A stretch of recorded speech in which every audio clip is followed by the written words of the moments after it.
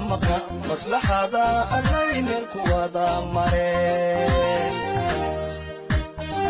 مدبدا واني كلامك مصلحة اللين الكوادة مرين ورقيو يسمن أفبلغا بحيو لدكوهي كما يدن وحيسو مرين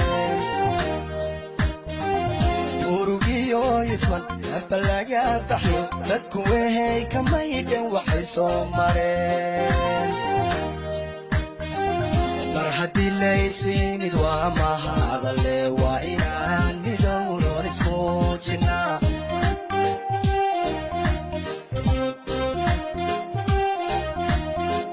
مرحدي ليسي مدوا ما هذا اللي وإنان مدون اسمو جنا. بسم الله الرحمن الرحيم. الحمد لله ثم الصلاة والسلام على رسول الله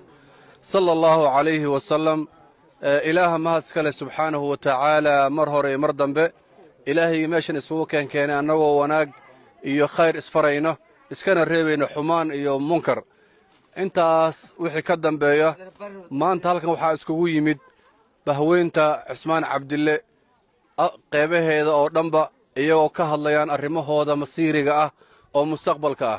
شركي أنا هلك إسكو إيماني أو اللحظة مالمود نو سعودي وحنا وصل ما يقول يقوانمو الحمد لله رب العالمين ثم الحمد لله رب العالمين.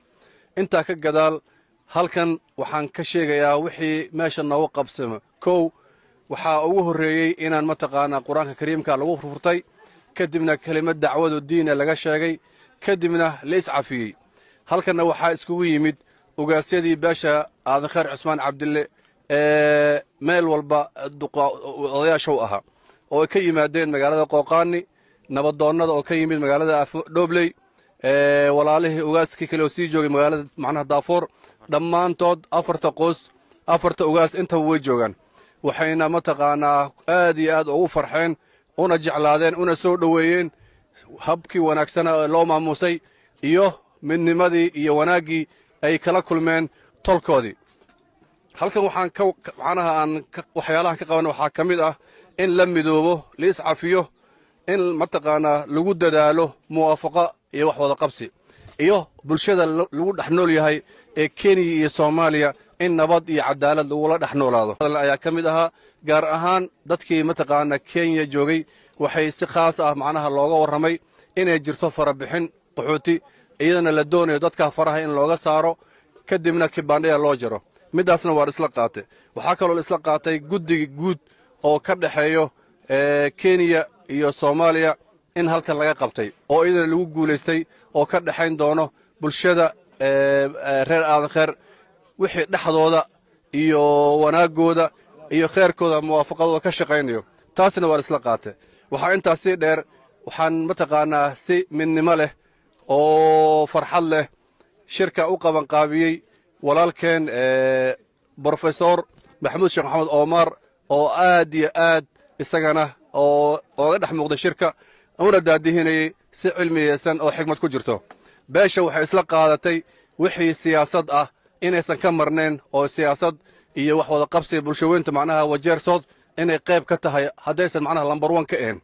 taasina waan isla qaadanay waxaan kaloon isla qaadanay inaan nahay dad culimo ah oo akhyaar ah oo mar walba ka shaqeynayo nabadgelyada iyo maslaxada beesha midaasna way isla qaadatay waxaan kaloo isla qaadanay siyaasigana macnaha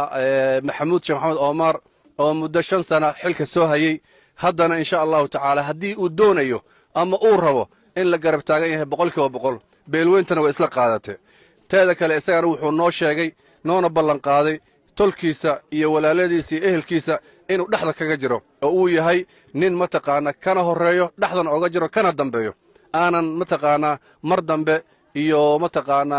waqti kasta uu u dhigan nugul yahay uuna doonayo in uu tolkiisa wuxuu u qaban karo uu laba jibaaro ku waafaqnay waana ku faataxa maranay annagoo macnaha gacmaha iyo qulubtanaga furan tahayna hawshaasi si nabadgelyo leh oo sharafi ku jirto ayaan ku soo dhaweynay waxaan u baaq dheer u diraynaa beelweynta Usmaan Cabdille afarta qaarad meesha kala joogto aadan khair inuu mid yahay inuu walaalo yahay inuu wada dhashay in aan waxba kala maqneen in aan col iyo cadaawo midna aanan jirin taasna waan ugu baaqaynaa si wax khilaaf ahna inuusan jirin uu khilaafna u baxay intaasna waxaan u sheegnay beelweyntii Cusmaan Cabdille ee aan shirka ka soo qayb galin waanan u duceynaa ayagoo naga maqan iyo kuwa nala joogo macnaha insha Allah ta'ala marka intaasna iyadana waa isla qaadanay haddana waxaan leenahay Ilaahay subxaanahu wa ta'ala nicmadiisa iyo khayrkiisa inuu na daa'imiyo midnimadan uu noo taamiyo shirkana wuu noo xiran yahay wixii kale oo mataqaanaa khayr iyo wanaagna dib ayaan iskaga imaan doonaa